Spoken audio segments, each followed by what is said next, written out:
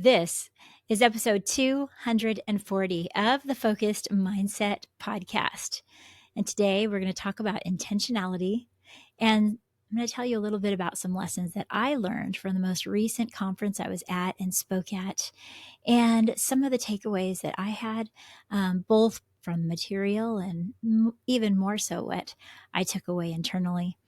And I am so glad that you're here with us. If you're new to this program, I especially welcome you. Don't forget to follow this show or subscribe so you don't miss any of the solution-focused content that I put out here. And I'd love for you to leave a review, both Apple and Spotify. You can rate your rating and then write a little review. That'd be so cool. I read every single one of those. And I invite you, especially if you've been a long-time listener, go ahead, leave a review. It actually makes a big difference. And so I'm excited about talking to you about this subject. So let's get started.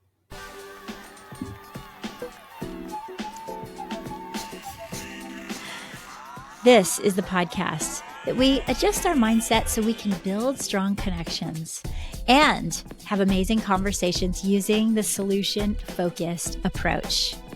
I'm Cher. I'm a school counselor, I'm a TEDx speaker, and I'm a solution-focused specialist. For far too long, I lived my life thinking that I needed to have all the answers. Now I know that giving hope is far more important than giving advice. And on this podcast, we take our thoughts captive and we look at ways that we can rise up and be the person we were always meant to be, not only for ourselves, but for those that we serve.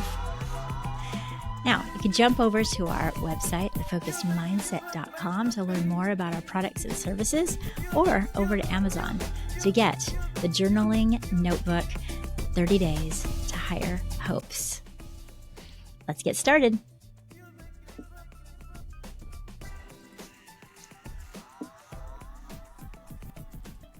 As you know, I was at the American Association of School Counselors Conference a few weeks back.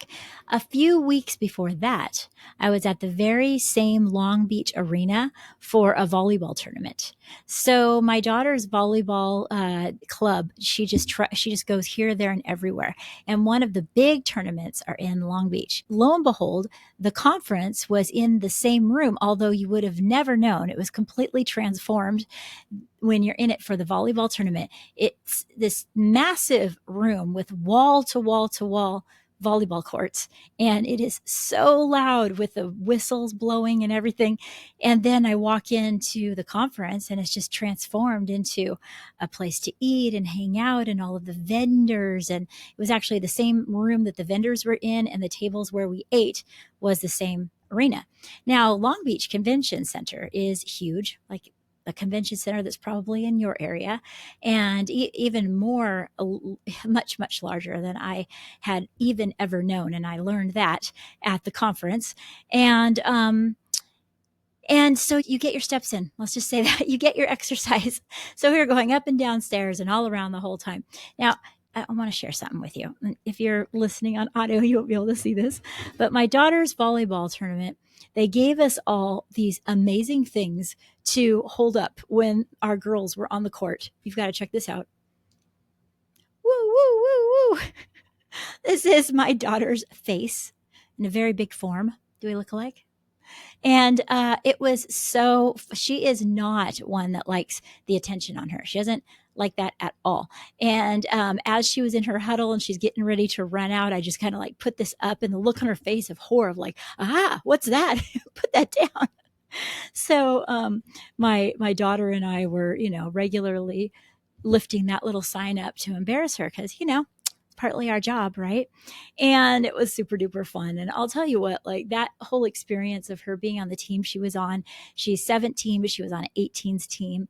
And the coach had been with that team, a lot of the girls on that team, for a long time, but she was the type of coach that just poured her heart in to the girls. And it was such a wonderful experience to see that coach's intention on finishing what she started and completing the task of seeing those girls all the way through their high school volleyball career. And it showed on the last day, which was actually the very last tournament was in Arizona, But on the last day when they played, and it was just an outpouring of emotions that all of the girls were having, but especially the coaches, like I've never seen before. And I realized in that moment it came from all of the intentional focus that those coaches has put in to their seasons year after year after year since many of those girls were 14. It's just, and to see that come to completion was emotion enhancing for everybody. There were many tears and hugs. It was great to be there and really experience that. And then it was only a few weeks after that, and here I am at the ASCA conference. And like I said, the comparison, it was the same location, but couldn't tell it. And I was excited. But one thing I knew from the very beginning of that conference is that my intention that I wanted to put forward was going to determine what kind of conference I had. And this is something I learned quite a few years back. There was an ASCA that I went to a long time ago, an ASCA conference that I went to when it was in Washington, D.C. Some of you might know what year that was. And I didn't know what to expect. I had actually won the trip because of our A through G was higher than many others, and we got into a pool and ended up winning the drawing. And so I'm there at this conference not knowing what to expect. I just kind of went with the flow of the people that invited me. And a couple of them didn't really care what workshops they went to. So I didn't really care what workshops I went to.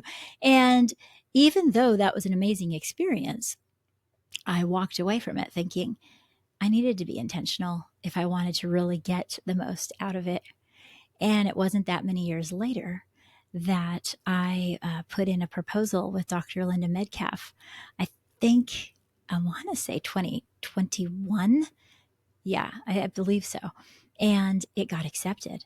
So here I am, my very first opportunity to co-speak at a conference as big as ASCA with my personal mentor for Solution Focus, Dr. Linda Metcalf. And everything didn't go right. We didn't get through a lot of the material. We over prepared. And so we ran out of time. And I remember all of those things happening. But in my mind's eye of my memory, looking back, such an amazing success. And I know why that is. It was because when I went to that Las Vegas convention, I had an intention. And it wasn't to go to the most workshops possible. And it wasn't to glean as much information as possible. And it really wasn't to hang out with people from my district. In this situation, it was a rare opportunity for me to hang out with Linda and to talk to her and get to know her and find out more about who she is and what makes her tick. And I remember we went outside of, I think it was Caesar's Palace, and found a little restaurant that looks like it's outside, but it's really inside. And I think it was like French or something, and ate dinner together. And I listened to her stories of when she wrote her first book and what inspired her and the things that she shared about her own journey. And I was just trying to take it all in. And I felt like I was in a little bubble with her, even though I was walking in and out of, and I went to some of the workshops and walking in and out of where I needed to go. But that was my intention walking into it. So therefore, walking out, that conference was a success. And I've used that same intentionality every time, and I try to do it every time I walk into any social situation in order to ground me, in order to allow me not to over talk or over stress out, is to name my intention going into it. And there are times when I get in there, I realize midstream that I need to switch gears and I have a broader intention or a more focused intention than I had originally thought. But that is a skill that is going to benefit you so much if you take it on and really make it your own, is the skill of choosing intentionality as you walk into every event. Man, there's usually your drive there, right? Take a moment to turn off your podcast and your media and focus on your intention for that moment. Even before I walk into my workout, I many times think about my intention. whether my intention is to focus on a certain muscle group or to be able to get to know a few people there, even it could be a social intention. Intentionality drives the actual, not only the event, how the event turns out, and your memory of the event. If something determines all of those things, wow, intentionality is pretty heavy. And it's something that we probably don't put enough energy into, if we're all being honest. Now, this year for ASCA, my intention was unique. See, usually I don't spend a lot of time where the exhibitor hall is. The exhibitor hall is where all of the different people are sometimes trying to sell you stuff, trying to tell you about things that are happening. Usually I'm kind of in and out of that space, right? And then I just am plugging away at the workshops. Well, going into this ASCA, I had two intentions working simultaneously for me. One is to gain information about RAMP, which is an accreditation, if you will, that a school will get with a counselor's help to be, that says that they are using the American Association of School Counselor model in their school. And it takes a whole lot of work and a whole lot of effort to plan. And I'm entering into that process as we speak this very next year. So I wanted to learn how to use the time calculator and make sure that I'm on focus with exactly how the goals need to be written, on and on and on. So on one intention was get into those workshops, meet some people. I did that last year as well, and kind of like I had to think about it for a year before I actually committed to doing all of the data and stuff that you need to gather. Now that I'm prepared for it and comfortable with it as much as you can be, that was an intention. The second intention was to build connections with some of the new friends that I've made over the past year that I hardly get any time to spend with. Now, these particular connections are not people that are in my school district. They're people that I've met along the way, like the person that I mentioned a few episodes ago, Lori Woodley Langendorf. She is an up and coming author and has also had a nonprofit organization and was a school counselor and is now a good friend of mine. And spending time together is far and few between with two busy women that I'm a counselor and have a business and a podcast. She has a huge business writing a book. And so I knew this would be valuable time. And people like Loretta, there's just people that I have met that I was like, it's time for me to spend some extra time with these people and meet certain people that I've only seen on social media or I've only texted before. And walking in, I was full of excitement, but also intention. And I have to say that those two intentions drove the conference for me. And I'm so glad that I did that. What was your intention if you went? Or did you go in aimlessly, not knowing? And either way, I have to say that that was the biggest takeaway that I had and reflected on, is that I was thankful for the decisions that I made when I was thinking about my intentions. And so that way, when I couldn't do everything and everything couldn't fit into the schedule, I was able to have peace with that. That way, when something fell by the wayside or I was stressed about something was tempting to stress me out, I was able to go back to those two intentions and say, well, am I honoring the intentions that I chose for these last few days? If I am, I'm in the right space. If not, it's okay. It's okay. It wasn't meant to happen anyway. It's fine. Look, how can we live in more of a space of peace? How can we live in peace day in and day out? I say it's by walking into each event and each new space with intention. Intentionality of saying, what is my purpose? What is my main agenda? What do I hope to get out of this? Now, I think one of the best ways for us to do that is practice a little visualization, if you will, of saying, if it was done, if this whole event was done and I can say this went well, what happened to make it go well? If I can be all finished with that, you project yourself into your future self of being someone that say, this went well. What happened to help it go well? I have done this with countless teachers that are stressed out at the beginning of the school year and just wondering, like, how am I going to get through this? I have so many things coming upon me that I'm being told I need to do, and new initiatives and new curriculum. And when I am able to get in front of them and slow down and just say, if the end of the year happened and you were able to say, it worked out well, what do you imagine happened in order for it to work out well? And when they take a beat and just take a minute, it usually boils down to a couple of intentions. It usually boils down to really what matters most out of it all. And then something really amazing happens in our mind. We're able to move towards that. We have a crystallized vision, if you will, of what that would look like. And our brain begins to do the rest of the work. It says, okay, well, I know what that feels like. I've done that before in some other arena. It begins to click along. And before you know it, these same teachers that I've talked to can feel a level of peace and joy within their year because they're grounded in the intentions that mean the most to them. Well, at the end of the year, they might say, I would feel that it was a great year if I was able to connect on some personal level with each student, or I was able to get through the curriculum and understand it better and have the knowledge that I was able to give it to the students in the best way that I could. Usually people will be very honest and actually take the pressure off of themselves when they're really clear about the intention that really is going to give them the result of at the end saying, well, that went well. That went well. And even though it's midsummer for me right now, it's time for me to set my intentions for my next school year. And so that's exactly what I'm doing.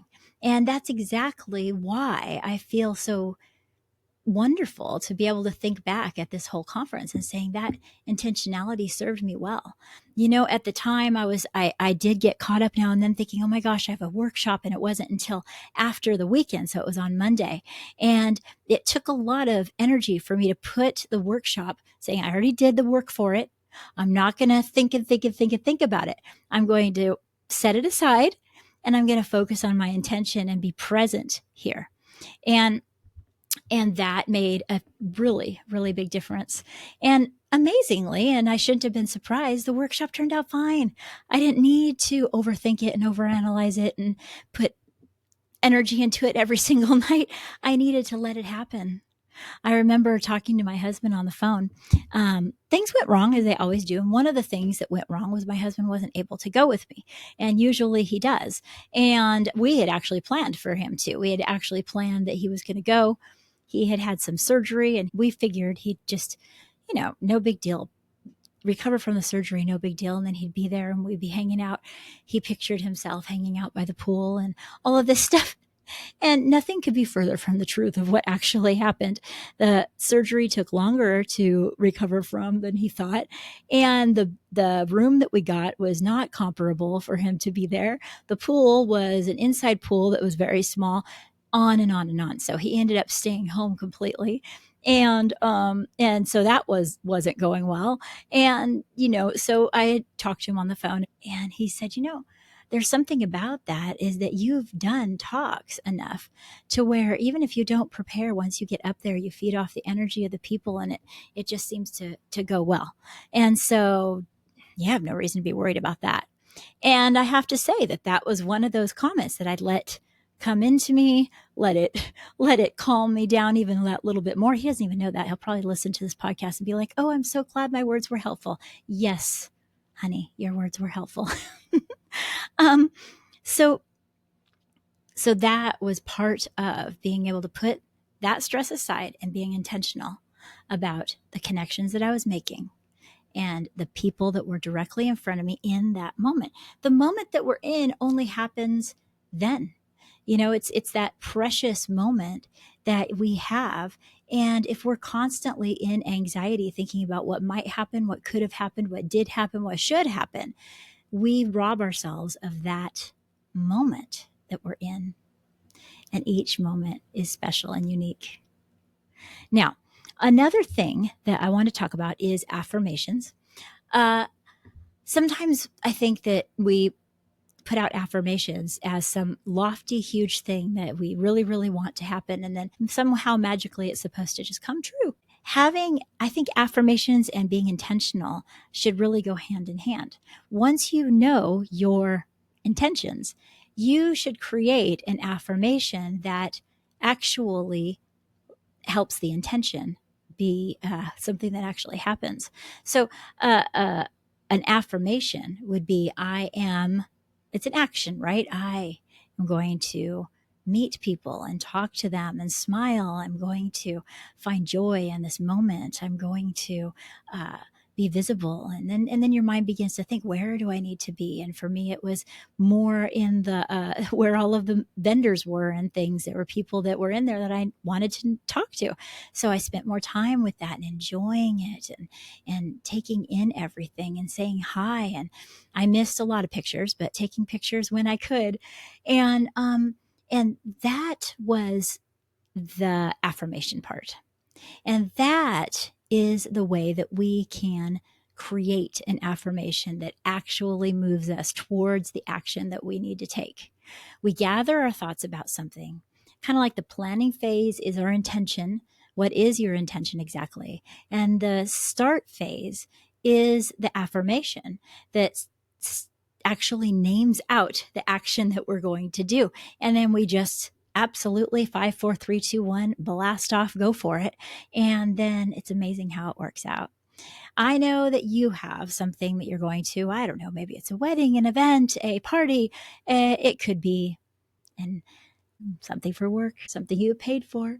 And your mind is going to get tempted, like we all are, to get caught up in the anxiety of it all. And I hope that by listening to this podcast that you can have the tools to let that go and live in peace and set an intention. You don't have to get everything done. You just have to get the thing done that you were meant to get done, and set an intention, set an affirmation around that intention, and then move forward with strength. And then you are going to take this very same thing and give that to the people that you work with, the people that you influence, the people that you serve in whatever capacity that you work in. So it's time for us to move forward with that very intention, and time for me to get going. So till next time, live solution focused.